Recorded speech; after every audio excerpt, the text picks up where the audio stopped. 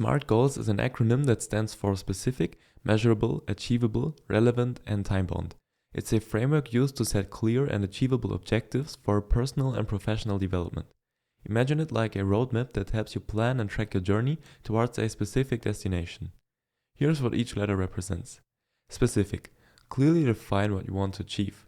Instead of saying, I want to get fit, you might say, I want to run a 5K in under 30 minutes. Measurable. Set criteria to track your progress. For example, track the distance you run each week or the number of healthy meals you eat. Achievable. Ensure your goal is realistic and attainable with the resources you have. Setting a goal to run a marathon next month without prior training might not be achievable. Relevant. Align your goal with your broader objectives and priorities. If you aim to improve your health, setting a fitness-related goal is relevant. Time-bound. Set a deadline to create urgency and focus. Instead of saying someday, give yourself a time frame like within the next 3 months.